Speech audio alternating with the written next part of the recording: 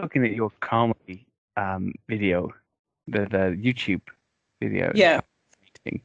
just going over that again, and yeah, I went through my whole thing with the British Bigfoot, researching it, looking at so many locations, mulling it over in my mind again and again. Is it possible? Could it be possible? Even wrote a little blog on the Doggerland Bridge, and Uh-huh. maybe this is how they got here, if they are here, and which was shot down by a few people. And I thought, well, we had bears and wolves once too. They didn't swim, did they?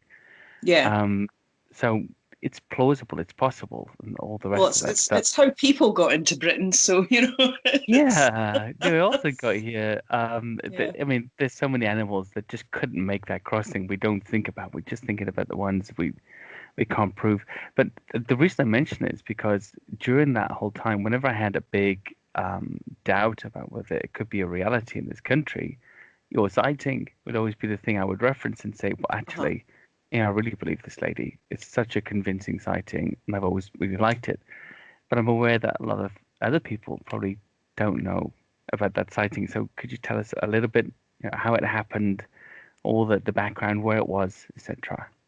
Yeah, so it happened up, in Carmiley, which is up in Angus. It's Ah, north of Dundee. So it's kind of up about 8 miles inland from where Arbroath is on the east coast. So it was back, I reckon it was probably kind of 79, 1980, something like that. ah, Because I was about kind of 7, 8 years old at the time. So yeah, basically the main sighting, it was during the day, and I was up at my grandparents', and basically I was out with the dog.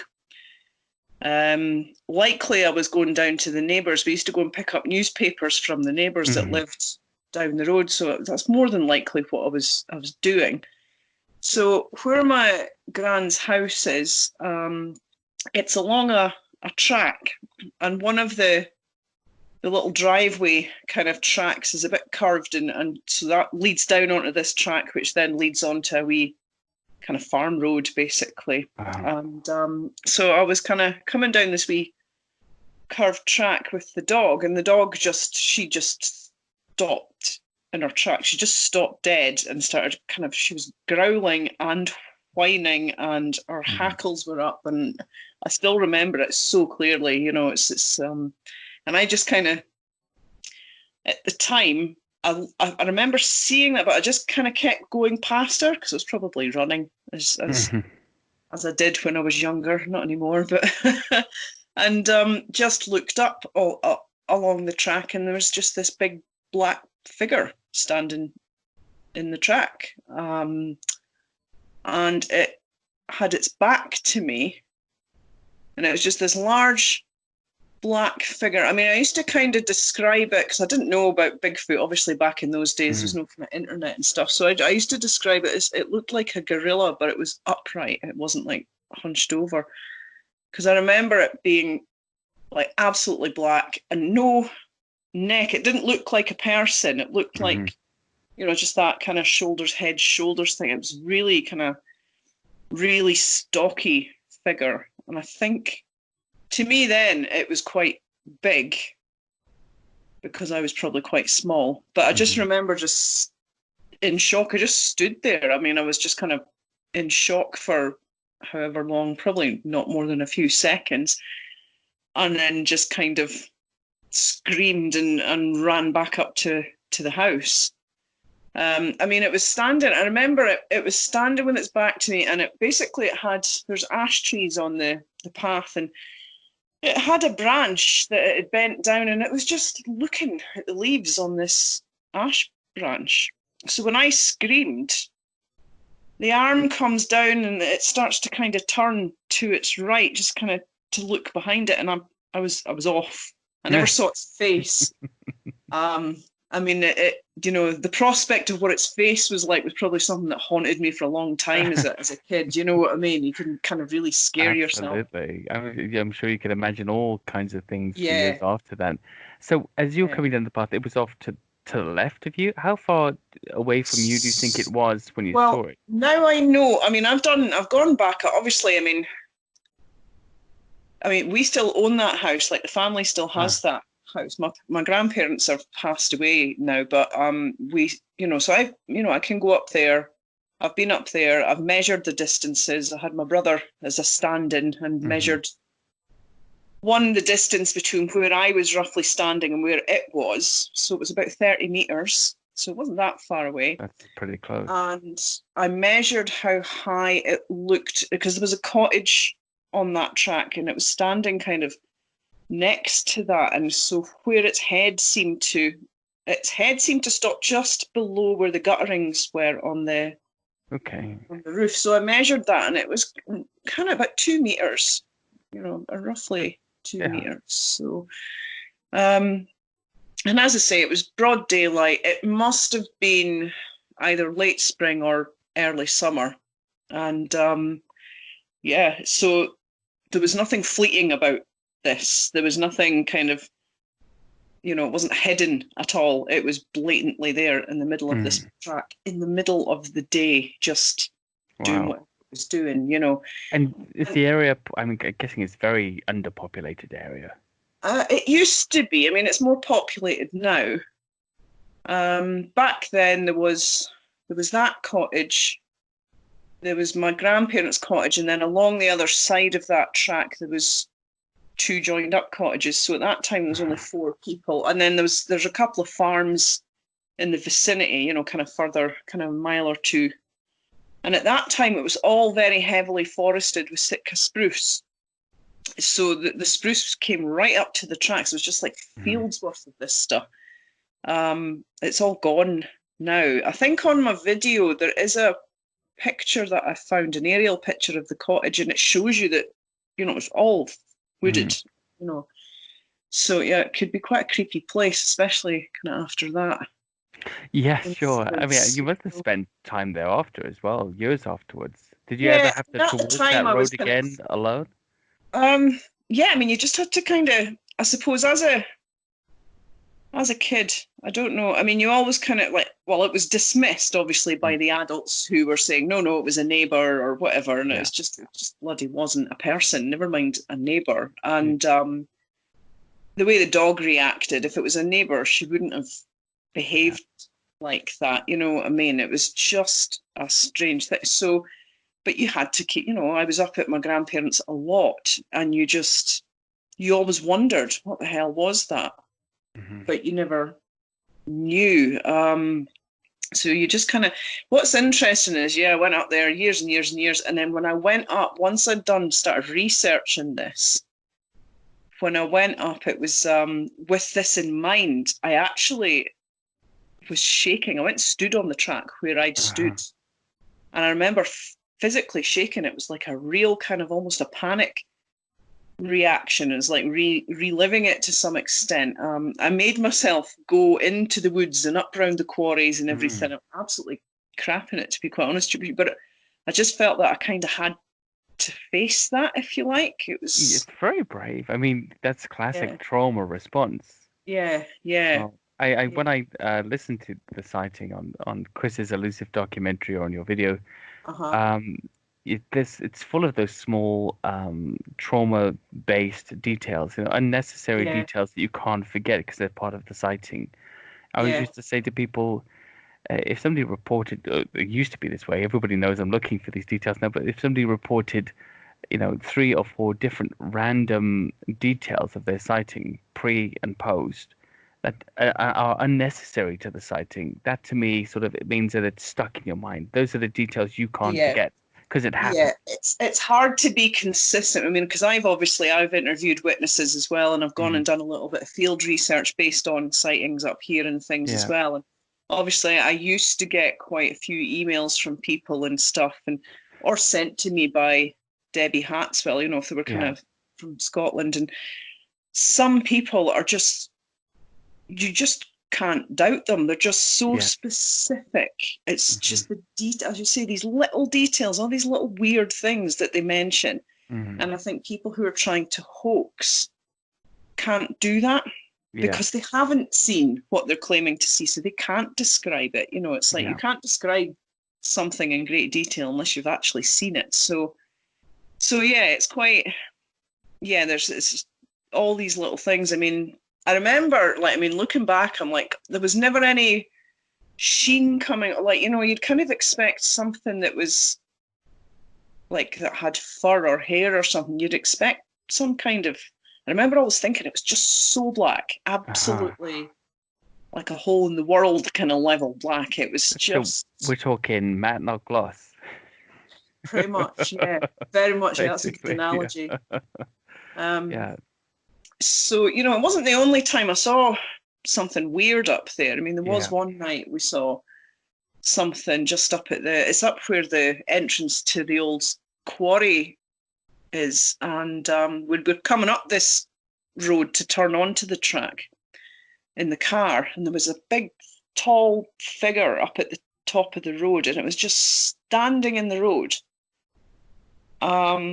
So it was kind of a couple of 100 meters up the road from where we were turning in. But I mean, I remember seeing it, and at the time I was just like, oh.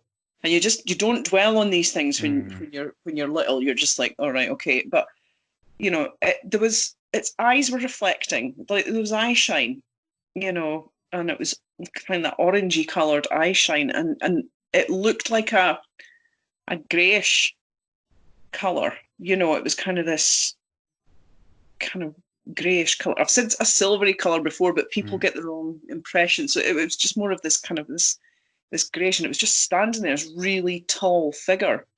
Is this And dusk? A no, dusk or this wasn't nighttime. daytime? A So nighttime this sort of must thing. have Oh, been, so the lights caught it. The car lights caught it as you. yeah, basically. Uh, So it's, you know, just before the car turns right, as we're kind of uh-huh. headed, you know, there's this figure way up the road and it's just standing there. And it was, you know, you're just now, I'm like, well, I know that human eyes don't do that. And I mean, Yeah. I grew up in the countryside. So if you kind of, you're driving up the road and someone is out in the dark, say walking the dog or something, you don't get eye shine off them. You know what I mean? No, So I mean we can't do that. yeah. We don't have the capacity. And I suppose really growing up in those areas, you know, if you had a big red deer staring back at you, you're gonna figure out that that's what that is really Yeah, quickly, yeah. aren't you? Yeah, and deer don't Or tend to hang about unless you could see the human figure. You mean, yeah, you know what I mean? You could see exactly. it. I mean, these are the classic So questions, aren't they? The classic rebuffs. So you saw a deer, but somebody like you that's essentially at least got one foot firmly planted in the countryside, yeah, you're not going to mistake a deer for something else.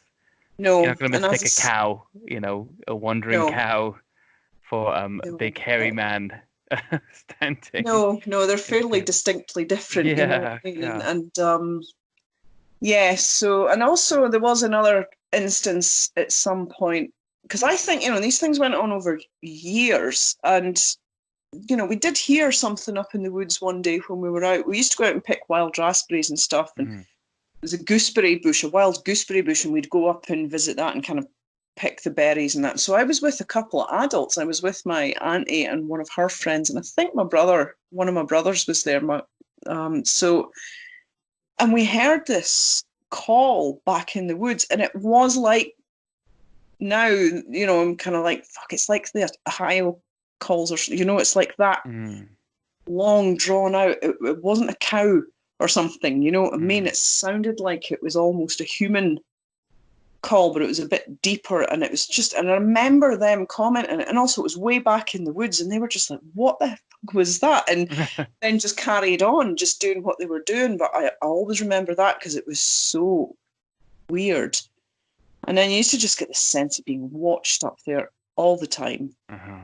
And, you know, my sister found odd things up in the woods, like she said it looked like a wee shelter made of branches, and in it there was all these skulls that had been like different bird and animal skulls that had been Huh. arranged in a semicircle. And they were up in the quarry one day. This is years after I'd seen stuff, and the dog that they were with, that was the one that had replaced the one I was with by that time. We're talking Mm. years down the line. Just went mad and then just bolted back to the Huh. house for no Wow. apparent reason. And so there was odd stuff that now they're thinking about it, going, oh yeah, there was some weird stuff when we were, because I'm a good 7, 8 years older than most of my Uh-huh. brothers and sisters. So there was over those years, I think there was quite a lot of odd things. And Local legends as well, or no, no, no? I think basically farmers and people like that in kind of rural communities, they don't talk about Mm, these things. yeah. People aren't going to speak about stuff like that because it scares them or because they Your don't. community is very small. You can't afford to be an oddball in a community of 20 or Exactly. 30 people, right? Yeah. So, I but mean, there is one thing my granny said. My brother used to care for my granny when she got mm, dementia. And she lived up in that cottage until it became inevitable she had to go into care. So she was really mhm. quite old. And but she was sitting out in the porch one day, and that looks down right down the side of the cottage. And she said, "What's that out there?" to my brother. And he's going, "What are you talking about?" She said, "That's one of them big ginger beardy rare things," she said. And I was like, "That's a weird thing to say." He says, "Ah, but she had Wow. cataracts and she had dementia." I goes, "I know, but why did she say that?" He says it was probably the roseberry willow herb. I says it probably was, but why did she say a big ginger beardy rare thing? What's that? Yeah. Where did What that is come that? from? So it makes me wonder, Had she seen things over the years? I had mean, she seen if you saw things? something, she must have seen things over time. I Yeah. found with a lot of, and I'm a city boy. I'm from Wales, capital was Uh-huh. Cardiff originally, and I live just on the outskirts of London now. Um, but I've spent lots of time in the country, but I'm not a country guy. So there's a Uh-huh. lot of things I don't understand. Now, the people I talk to, what I notice about them is they generally just sort of brush things off because you could Yeah. live there. You know, you could live there. So if you're out feeling worried or thinking you've seen something or dwelling on something you thought you've seen all this time, that well, you could have lived there every day, and that's not nice to feel that way. So you just kind of say, oh, it's probably birds or cows or foxes or whatever, and you just carry on. Yeah. Um, and I find there's a similarity in reports with a lot of country people in Australia too. Yowie reports and in the USA for Yeah. Sasquatch reports where they say, oh yeah, there's something, there's like a yeah, I think we saw like a hairy fellow or a hairy guy, or there was this, some sort of big ape-like creature, but it doesn't really come around. It leaves things now and again. We ignore it. People just Yeah. get on with their lives because they've got to live there. And Yeah. what are you going to do? You know, Well, nobody that's it. even believes it exists. You can't push it out. You can't call the Yeah. police. So, I just wonder about that from your perspective. You know, do you think maybe a lot of underreporting in the UK actually comes down to the fact of it's an embarrassment to you. You Hmm. can't go out telling people you've seen something strange in the woods, even if they're your direct neighbors. Yeah. Yeah. I mean, I think there's a lot to that. Um, it's partly because people don't want to think about scary things living in their vicinity Mm, and also people don't want to be ridiculed. And I can tell you from experience, when you do speak out about this kind of stuff, hmm yeah, a lot of the reactions you get are not particularly kind. There's a lot of uh-huh. dismissiveness goes on, you know what I mean? So, there's a lot of reasons. And also people might just doubt what they've seen. They might kind Yeah, of go, sure. yeah, I didn't see what I think I saw. So, Did I have a funny turn? You know, yeah, am I yeah, losing my mind? You yeah. know, should I tell somebody I just saw a hairy man in the forest, or should we leave it? Because I did tell people and they were just going, oh, don't be daft. But I did Yeah. mention it over the years. Um, so when eventually I kind of spoke publicly about it, the people that have always known me were going, oh, you always used to kind of mention that from time to time. It's like it's always been in the back of my mind. Mm. I didn't know what it was that I'd seen, you see. So it was quite hard to kind of try and explain it to people, Uh-huh. Uh-huh. so because the whole research thing, like basically the penny kind of dropped. It was an accidental thing. My son, when he lived with me, he used to, like, when he was younger, he was very into his documentaries and things, and I think Animal Planet channel was on and Finding Bigfoot came on, and it was just by chance, and that was just on, and I'm watching this and I'm like, wait a minute, that's really, there's an awful lot of parallels with what I experienced when I was a kid, but I was just like, this Mhm. can't be happening in Scotland or in the UK, you know what I mean? And then I thought, I'm going to have a look and see if there's been other sightings in Scotland. And one of the first I came across was one that was documented up in Aberdeenshire back in the 90s. Mm-hmm. And the description of this creature matched kind of what I'd seen. You know what I mean? And, you know, basically it was a case of three guys in the woods, and basically they felt like they were getting watched, and then there's this black kind of creature looking at them. And I think they Mm-hmm. threw a stone at it. They got away in the car, and it started to chase the car. Oh, wow. And yeah, so basically, in the description of it is very, very similar to what I'd kind of seen.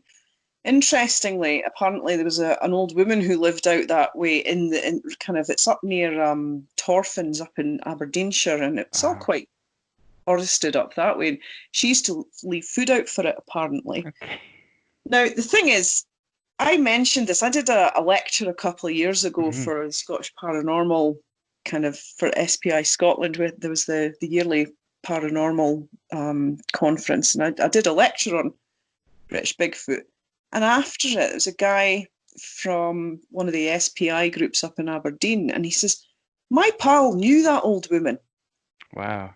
So she did exist. It did kind of, there is some verification there that this, you know, this kind of, it did actually happen. I've found a couple up from Aberdeenshire over the years that, and they always talk about this gorilla type creature. And that seems to be the ongoing kind of the main way of describing it. So I think it's very encouraging with a lot of the British Bigfoot reports. What first attracted me to them is that nobody was saying Bigfoot. Yeah. Because that wouldn't be really a common or popular subject here. No. And yeah, nobody was saying Bigfoot. You know, upright orangutan or like a big chimpanzee on two legs, sort of like a gorilla with a man's nose and a flat face. Yeah, something like that. Did you ever read the one I posted from the primate keeper that worked in the zoo for 37 years? He'd gone to Abernethy Forest in Strathspey. Right. With his brother in 2012. They were hunting up there. Well, they were hunting rabbits with like air rifles. Yeah. They were wild camping.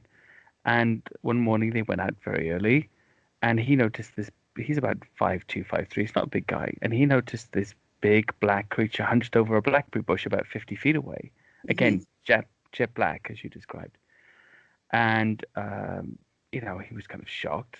It obviously heard them put its head to the side and stood up. He said it was about 7 feet tall, thereabouts. And he said as a primate keeper, what he thought he was looking at was an ape, but one he'd never seen before. It's kind of like an older bonobo chimp, but with a flat muzzle, you know, and a nose of sorts, but a very flat muzzle, and but a huge gorilla-like body in man form, you know, upright, bipedal. And he was shocked, and he said it looked at him. He said he lowered his air rifle, like that's going to do anything. He lowered his air rifle, and the creature looked at him for maybe a minute, maybe less. You know, it seemed like a minute, and just turned and walked away. Yeah. He turns around, you know, to say to his brother, "Oh my goodness, you know, what the hell was that?" His brother's gone. He's run off to the car. He gets back to the car. All their camping gear is almost packed up and ready to go. He's packing as you would, you know, you're camping while camping a few fields away, and you know that's out there. You'd get out of there. Even I think I would like to obviously get the proof and discover one, but I've been in many situations. That's never happened to me. I've never had a sighting. But in Scotland as well, I've been in a few situations where I've been alone in some forest and thought to myself, getting that being watched kind of feeling. Yeah. And those forests, especially the pine, it's really just dead quiet, isn't it? Yeah. So dead quiet. And just thinking to myself, okay, well, if you're going to have a sighting now, you can't get away from it. You've no choice. You're stuck with it until you get 4 hours down the mountain or the hill or whatever. You know, this is your lot now. Do you really want this? Yeah. And it's been 50-50 every time. 50-50. Yeah, I've kind of tried to sort of, as I say, I used to do a bit of field research, and it's like, yeah, you're going out looking for something you don't really want to find. Exactly. You know, because it isn't, I mean, some people go, oh, you're so lucky. That would be amazing. You're like, it's the most terrifying experience that you can have, really. It's absolutely terrifying. I don't know anyone who's had a sighting, especially a kind of close up one, who said it was wonderful.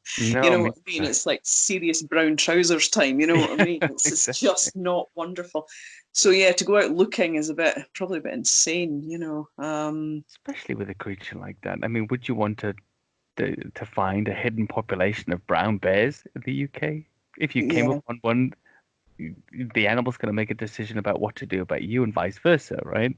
yeah, Individuals in that situation. I know it's cryptozoology is great. I mean, your sighting, I've listened to it time and time again, and there's just so much in it that says to me, this happened, this is a real thing, and also it has elements to it that you would not have known as a child, hmm corroborative with the North American Sasquatch or yeah. the European Russian Almastia and any of those things. You couldn't have known it, No. yet there was. Yeah, well, that's it. I mean, I've had, a lot of people said, "Oh, you were just seeing things." It's like, explain that. Are you suggesting that I had childhood psychosis? Because I didn't. Okay, I'm actually a psychiatric nurse, so I do know Oh, a yeah. fair bit about Okay. mental health. Yeah.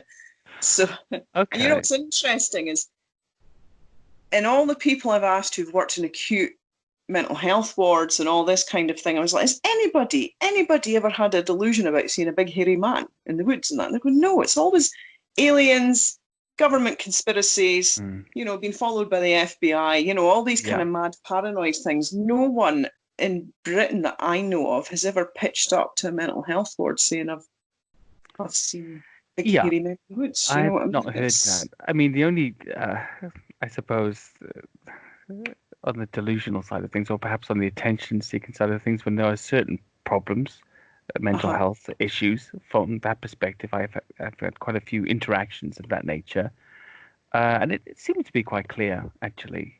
Yeah. There's only one or two times when I've actually been fooled, is because I realized that from the mental health perspective, this individual or these individuals, they were convinced of the lie they span at that time. hmm So it was that perspective, and later it kind of unraveled, and that's fair enough. If you're facing those issues, that's something else Yeah. altogether. In fact, I often say to people that uh, I do ask them if they have a mental health condition when they report a sighting to me. I'm very quick to point out that that doesn't necessarily mean it's invalid. Yeah.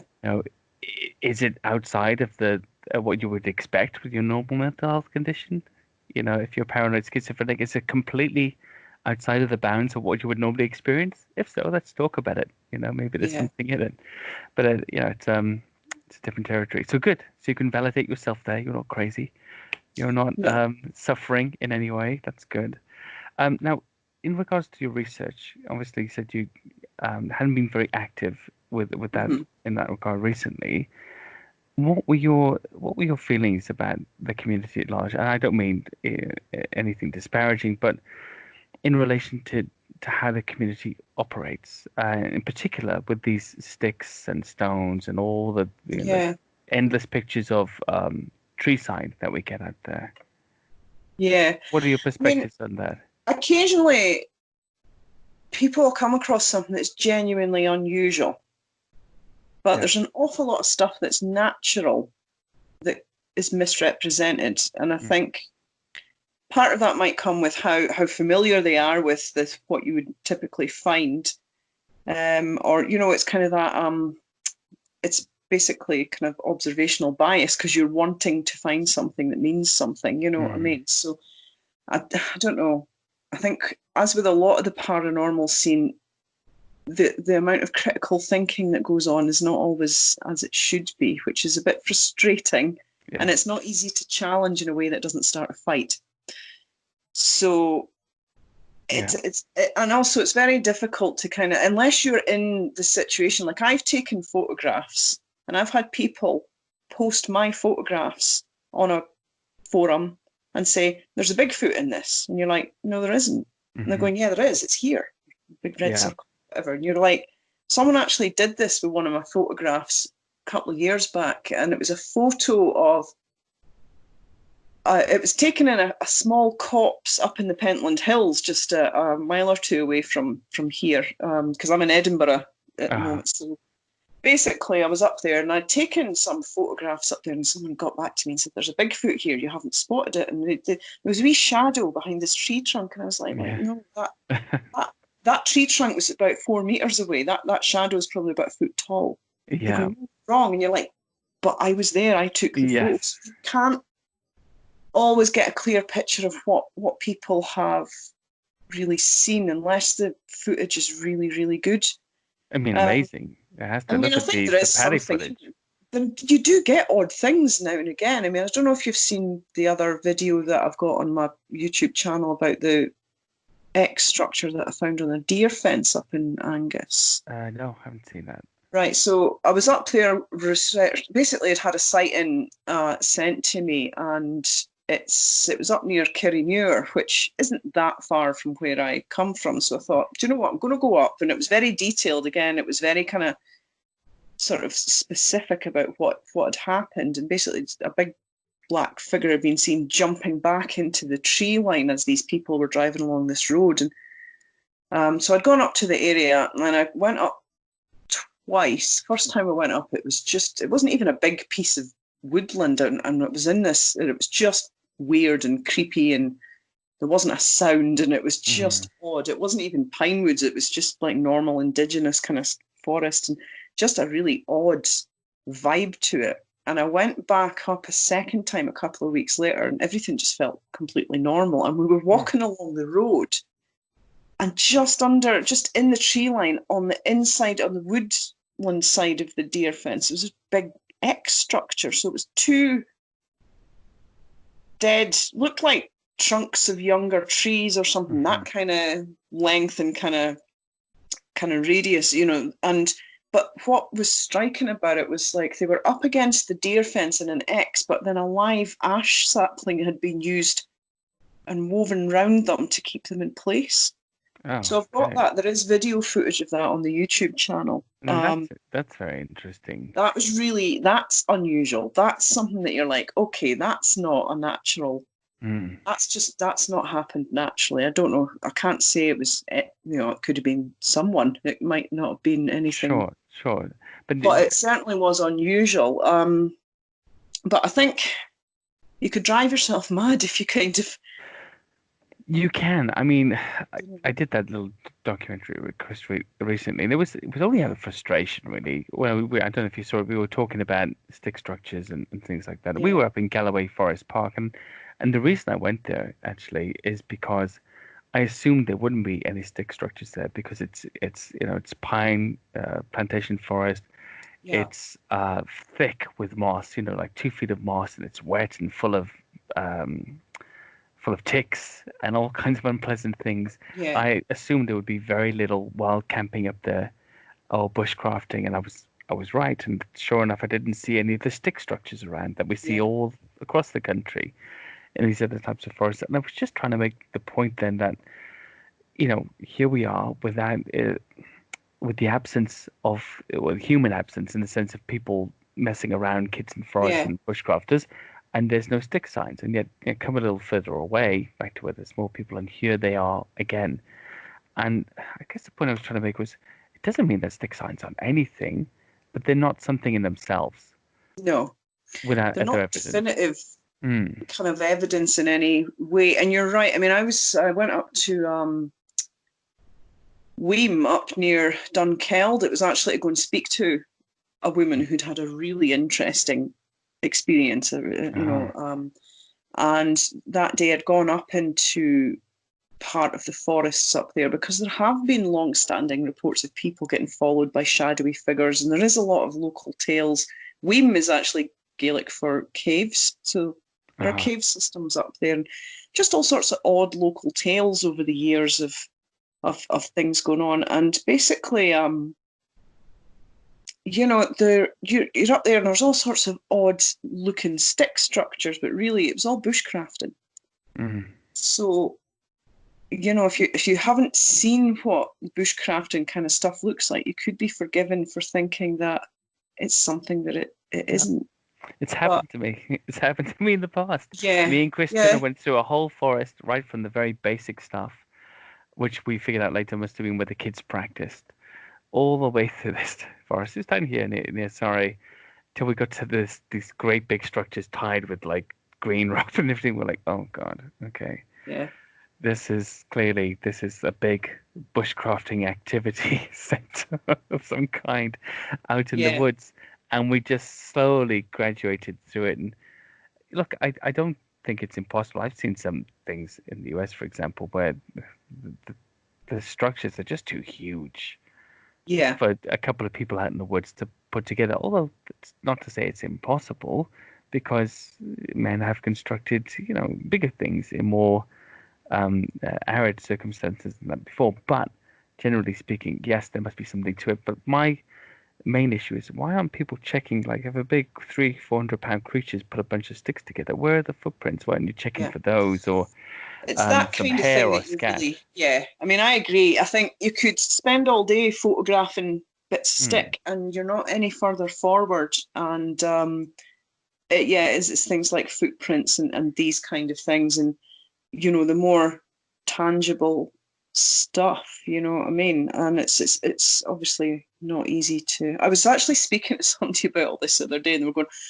well, how come no one's found them? It's that old argument. And you're just going, yeah, because basically no one goes looking. You know what I mean? yeah, It's not something you do. He says, well, what with game cams and drone cameras? And I said, do you know how much this stuff costs? And it's yeah. something that is quite frustrating. We can't get a concerted effort together to You just pool our tech and to do something you that can't would actually maybe yield results. No you one's got can't.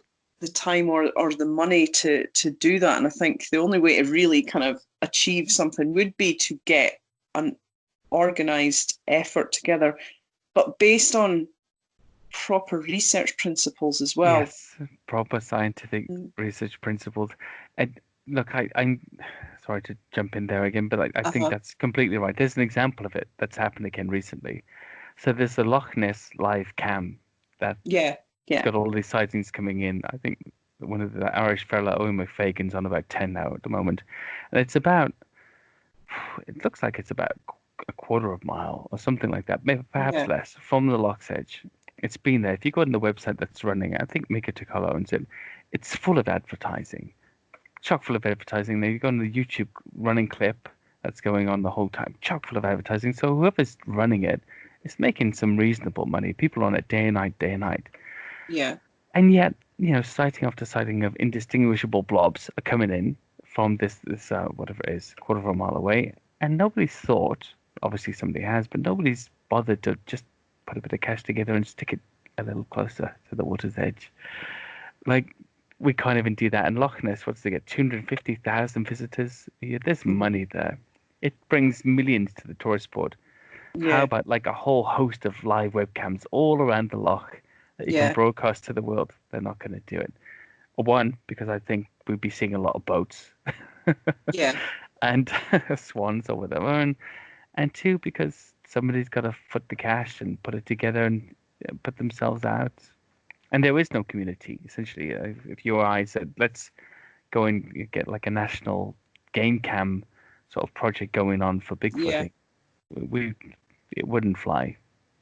No, it's Yeah. yeah, it would be I don't know, and as with all these communities, people have this amazing ability to fall out with each other really quickly as well. So, Yeah. I so won't even. it's Yeah. Yeah. it's yeah, and also I've got a bit of a moral dilemma with all this nowadays. I'm like, if these things, and I think if they're around and they are this sensitive to human Yeah. activity, if we're going tromping into their areas, they're just going to move. They're going to move, and Yeah. and just going to keep kind of intruding. And are we actually doing a good thing I here? wonder. I And wonder. to what end as well? So, Mm. um, I mean, it's fascinating and it's a good excuse to get out in the hills and things. But at the same time, I'm like, don't know if actively going out into areas where we think that are active is actually, ethically, is this okay to do? Because we don't have the greatest track history of being good for other species. So, No, I've wondered about it a lot. Fortunately, I think regardless of how good the footage was that we collected, any of us would be dismissed and immediately our personalities, our lives would be, our characters would be assassinated Yeah. if we were to prove or provide any evidence. So I think there's no real chance of anybody taking it seriously, even if we found Yeah. it. And that's happened time and time again.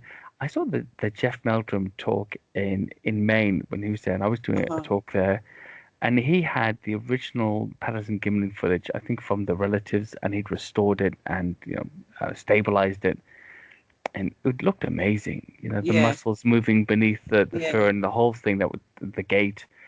And he was talking about evidence, other evidence, photographic and film evidence, and he said this is highly disputed worldwide. And it's the best evidence we had. He said any evidence less than this is no evidence at all, Yeah. as far as film and photographic evidence goes, anyway. And I thought that's a really good point, actually. Hmm. The fact that your witnesses saw your photo can draw a red circle around the bush that you've photographed and say, there it is. Yeah. No, I mean, No. yes. So, I mean, what's your idea? Do you think they should be left alone? That would be your preference, or at least you have an inkling that really it's for their own good that it should be left alone since they've not been discovered this whole time. But what if they were discovered? I mean, what would you like to see happen when they create protected habitats in places like Um. Scotland and elsewhere? Yeah, I don't know how easy that would be to do. I mean, I don't know. I mean, we're already kind of reforesting. I think, like Mm, Scotland's, there's quite a lot of rewilding projects seem to be starting up and things like that. Because part of me thinks, well, God, think about how much woodland we chopped down during the days of empire to build mm, boats and all this, and during the wars and stuff. And we probably almost wiped them out as it was because we don't know they're there. So there's another side to, if we could prove they exist, we yeah, could perhaps protect them. Or would it just cause lots and lots of people to kind of go out into their habitats and looking for them. yeah. So Yeah, in a way, you could argue both sides, but yeah, I mean, ultimately, yeah, if it was ultimately proved, then we would have to do something protective, if you know what I mean. So yeah, yeah. Well, my studies seem to indicate that they'd currently be protected under the Wildlife Act that we have. mhm. Um, if they were proven to be a species, which seems quite unlikely. Um, on that note, actually, a lot of people complain to me outside of the UK that there isn't enough space or enough wild space in the UK for such creatures to wander around unseen. And um, I often point out to them, for instance, that Scotland, only 1.9% of the whole landmass is urban sprawl, Yeah, and it's a population of 5 million yeah. or thereabouts. Um, so essentially, there's nobody around to see them most Yeah. of the time. And what's your opinion on that? Yeah, definitely. Yeah, I've been told the same thing. It's like Mm, your puny little country could not support, yeah, and you're just like, look, it's bigger than it looks on Google Earth, yeah, okay? And it's like, well, they are around because I've bloody seen them. Also, hmm, other people have. I mean, there are enough credible sightings in Britain to go, well, there's something there I that think so. seems to fit this description. In Scotland, yeah, basically the main populated areas in Scotland are down the coasts and along the central belt. Hmm. So all down the borders, it's very, very kind of rural and a lot of wooded, a lot of forestry, and it's the same up north. I mean, I don't think these things are running about on the top of mountains because they're not hospitable places. I think Mm, that from what I can tell from like where sightings have come from, it's like a lot of Scotland is a mixture of farmland and woods, and they seem to like these areas like the glens in Scotland, like the foothills of the Cairngorms. There's a lot mm, of wooded areas. There's a lot of kind of, and also I was saying to somebody like the other day, who isn't into all this stuff. So you kind of get this argument of, I said, look, there's a lot of places we don't go. There's a lot of, especially up in Scotland. There's a lot of mm, areas that are not very easily accessible.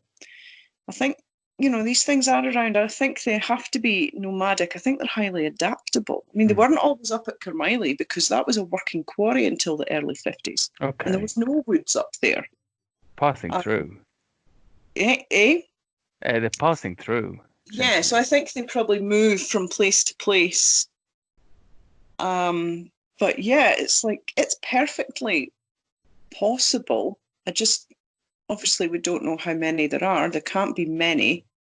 How nomadic are they? Do they migrate around specific areas, or are we talking, do they go the length and breadth of the country? We just don't know. But they are out there because there's just been too many of us that have seen these things over the years. And huge parts of Scotland are, it is very wild, and there is, as I say, a lot of wooded areas, and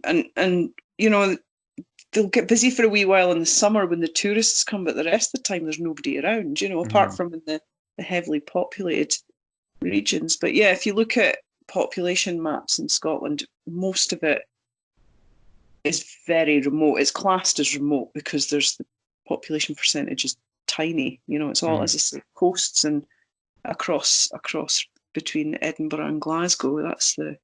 I definitely think it's not the only landscape in the UK, but the absolute perfect landscape for something like this to exist, unseen for the most part. Like even where we are down here on the borders of Surrey, when you get into the middle of it, the South Downs, the whole areas of natural beauty, there's nobody around, and we drive up on motorways and we take our railways and we see the hills stretching off into the distance. And we think, oh, well, that's all there is. We don't realize that outside of the view of that road or that railway or whatever else, it's even further. It goes on and on and on and on. Mm-hmm. And similar to yourself, one of the things I used to say to some American colleagues and some other people is that, yes, it's a small country, but not when you're walking. Yeah. Not on foot. It's just small. It's a lot bigger Google when you're standing in it. Yeah. Yeah, and it's still the same environment that you've got to navigate, and you could get lost and never be found again in many places here. Mm-hmm. So I think it's plausible. Any advice, any ideas on how people should try to researchers that is try to get a sighting, try to get close to one of these things? The berry seems to be a regular feature, for example. Say that again, sorry? The berries, eating berries, and areas that have lots of berries. So your family members heard one where they were out picking gooseberries, is that right? Yeah, gooseberries. My witness saw one with blackberries. Yeah. And then obviously brambles in the autumn and things. But I think you've got to find an area where either there's been sightings or there's kind of a history of odd stuff that might match the kind of criteria that would suggest that something's there. You find an area, you stick to that area, you go to the same place over and over and over again. Ideally live in it, but you know what I mean? It's kind of randomly going out on the odd occasion to one place and then another and then another. You're never going to find anything, and so you need to kind of pick your spot and get to know it, and if possible get some game cams up that leave them up for a good long time, like months and months and months. Find if there's been kind of activity or kind of signs of if you kind of suspect that some place is a likely spot, then get a game cam up and see. I mean, that's all you can really do. I mean, buy lots and lots of game cams if you can afford them and get them around and about, but I think you need to kind of pick an area and stick with it rather than, and perhaps that'll acclimatize to you, I guess is what you're saying. Yeah. But I think unless you're actually living in an area where there is activity, your chances of kind of coming across something are pretty slim. It's accident that creates these sightings when people don't live where these things are. It's accident. It seems to be 90, 98, 99% or more. It's always people who had no intention of seeing one. Yeah. Didn't know what they saw when it happened. Yeah. And often never saw it again. Like you were a child when these things happened. And you've been out since looking. I often wonder if looking looks like hunting to these kinds of creatures that are possibly predators of other small mammals. Perhaps just being sort of blissfully unaware in a bright yellow t-shirt, playing music in the forest. Yeah. Oh, I think, talking different. Maybe that's, I mean, these you know, things are curious about people. I mean, you've got to remember when I saw what I saw, I was up there all the time. I mm, spent half my childhood up there. So the chances of me seeing something are greatly maximized by just simply being in the area mm, all the time. Some of the sightings I've had from people who live somewhere where something's going on, these things seem to be curious. They're mm, not, so if you're around and you're constantly there, they might get a bit curious about you. You might have a better chance of actually seeing something or something happening. But yeah, if you're just kind of some stranger randomly wandering around the woods, you're just going to be avoided. mm. Because I mean, it's not like we're not like ninjas. You can see and hear people coming for Me, for miles. sure. I Yeah. mean, you can hear me and see me, and I'm guessing they could probably smell me coming for several miles. Yeah. I'm not particularly careful. When I've gone out, I've always actually made an effort to make a noise, Yeah. essentially because I don't believe you can sneak up on one of these things. So I'm trying No, to I don't. be, as you say, an object of curiosity Yeah. and seem very, very sort of mild and light and non-aggressive, uh, Yeah. which does seems to come to me naturally. So it's yeah, one of these things. Um, just before we go, if you were to see one today, Mm. or tomorrow, or on your next jaunt out, from behind again, would you want to see the face? Oh, I've asked myself this question. I don't know. Yeah, I don't know. Yeah, I really, really don't know. yeah, It's just the thought of it kind of terrifies me slightly. Yeah, I have asked myself that question because part of me thinks yes, because then I'd know properly what I was looking at. And in another way, it's like no, because then it's I've been it's looking at me, it's spotted me. You know what I mean? It's kind of like I don't know. Um, I yeah, I don't know. That's a yeah. difficult one. To be I think. to be continued, I guess. Yeah, Let's say maybe the next time we speak, maybe it would have happened, and maybe you would have said yes. Let's take a look at the face. And yeah, I mean, I'd love to. Obviously, I'd love to, but who knows if it'll ever happen? And yeah, most definitely will be brown trousers time. It's a yeah. guarantee. I take extra pants to every expedition.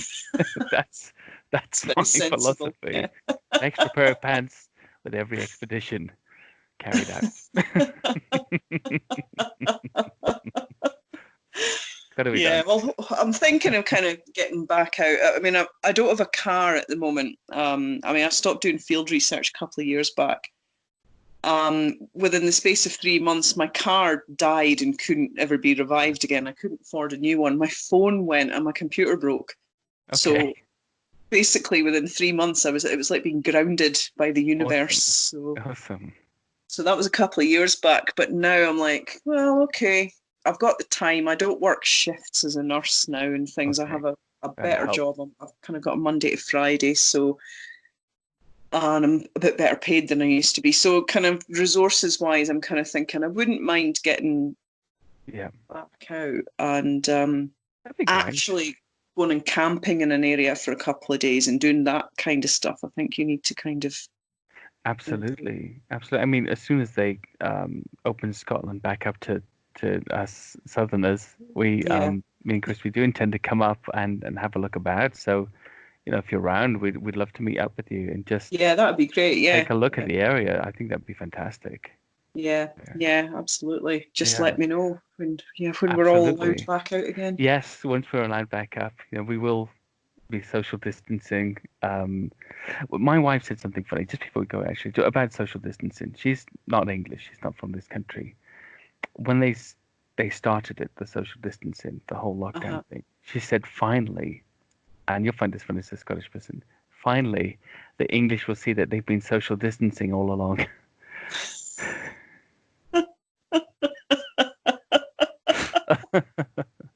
And really, as far as I can see locally, there's been very few adjustments that have had to be made to accommodate it. Um, Anyway, but we won't be Yeah. when we come up. We'll be very happy to see you. Charmaine, thank you so much. You've been You're really welcome. awesome, and thank you for sharing all of that amazing experience with us. You're welcome. Yep. Okay. Thanks. Thanks for Bye bye. talking to me. Grand. Take